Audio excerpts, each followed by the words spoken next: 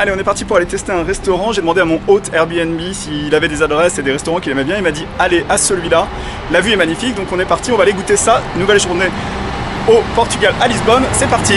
En rectification, là-bas, je vous avais dit que c'était la mer, mais c'est pas du tout la mer, en fait c'est le fleuve. Et c'est pas le Douro.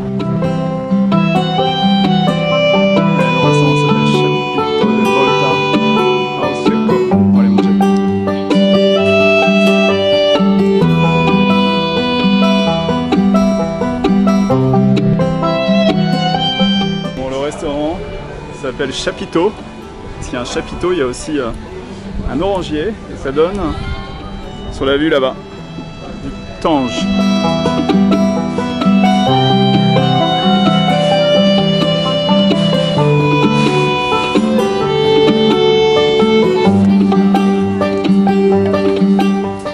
Alors on mange quoi au chapiteau? On va manger gazpacho, c'est 4 €.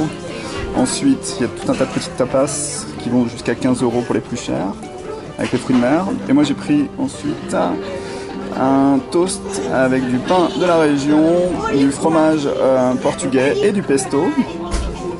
Et avec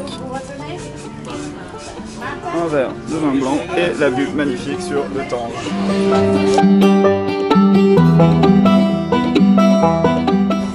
Allez, le verdict. Un toast avec tomates et fromage portugais, 9 €, 4 € gazpacho, 3,50 € le verre de vin. Le total, 16,50 €. On a très bien mangé et la vue était magnifique. Si vous venez ici à Lisbonne, il faut que vous alliez au Chapiteau Capta Talentos. Voilà. Uber commencé, on va aller, donc il me prend en charge ici. Et on va aller à la tour de Belém. C'est là, c'est là, c'est là, c'est là, c'est là, c'est là, c'est là, c'est là, c'est là, c'est là, c'est là, c'est où? Tour de Belém, ici. Voilà, et donc la course, on va quand même parcourir une bonne partie de Lisbonne. Et la course coûte 9 à 11 €, donc c'est pas très cher. Et on va gagner du temps, parce que sinon en transport, c'est compliqué. En passant, cette partie-là s'appelle Almada, et c'est la partie en fait de l'autre côté du fleuve, là où on trouve, c'est les villages de pêcheurs. C'est là où j'ai failli prendre un appartement, mais j'ai pas fait, et j'ai bien fait parce que je suis dans le centre ici. Allez, 3 minutes d'attente, on est parti. Where are you from? I am from South Kashmir. Kashmir in India. India. I've been in India many times. Ah, you live in India? No, I've been in Delhi. Delhi. I've been in Chandigarh. Yes. And I've been in Cochin. Holiday. Yes.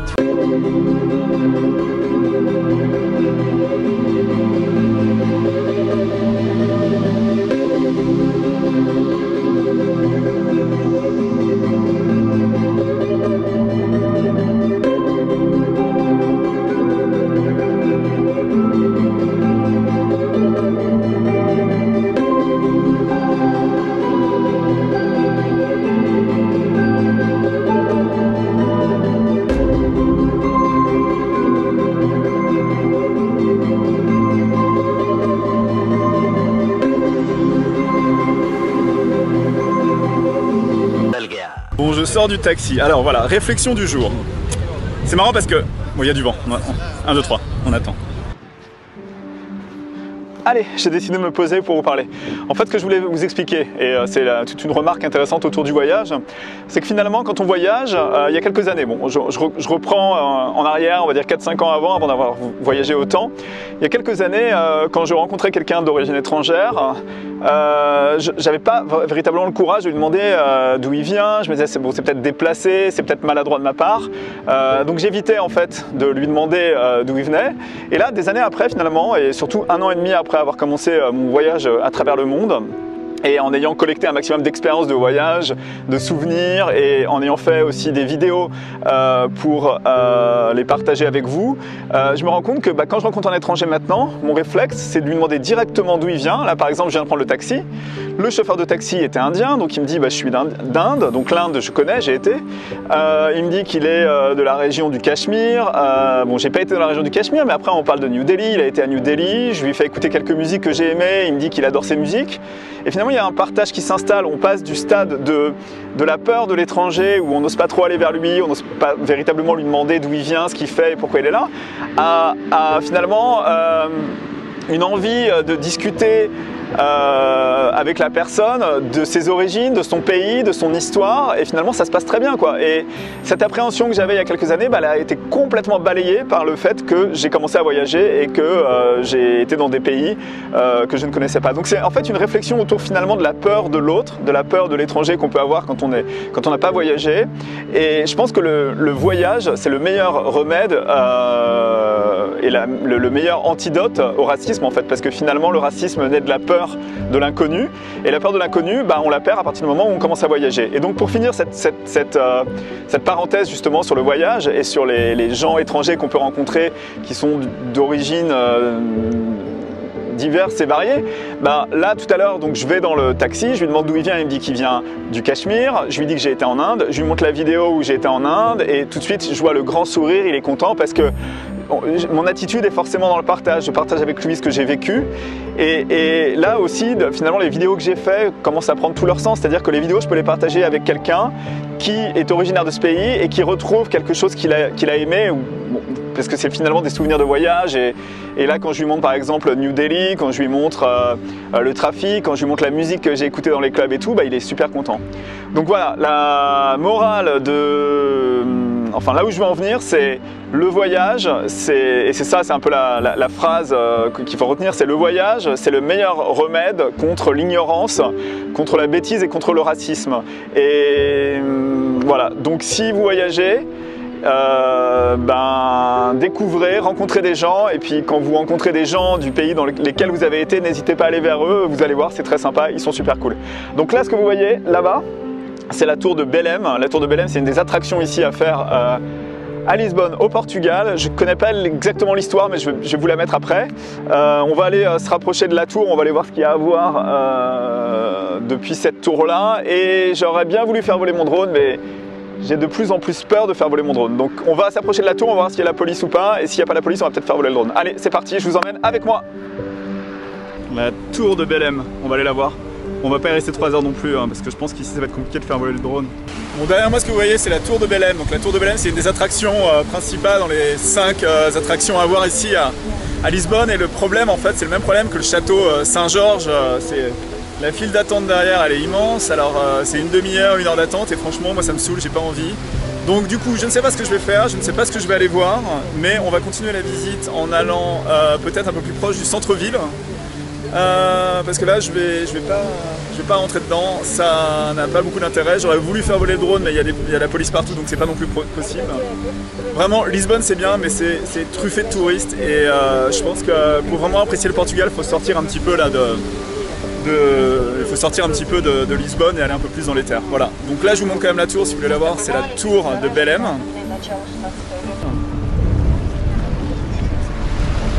Ça c'est le Tange. Attention à la mer, mais c'est une rivière. Et on finit par la tour de Belém.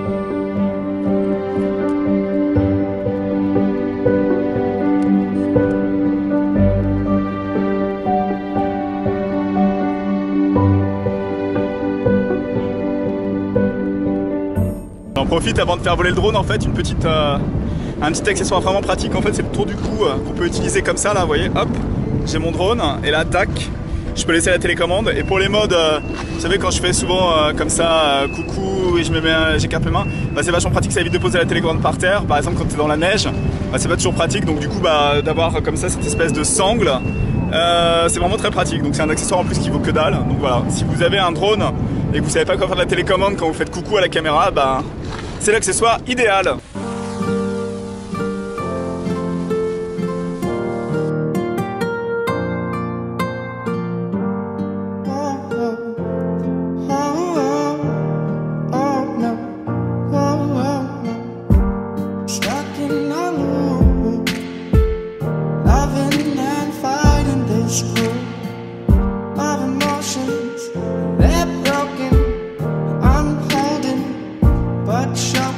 Such perfection, but searching isn't fine.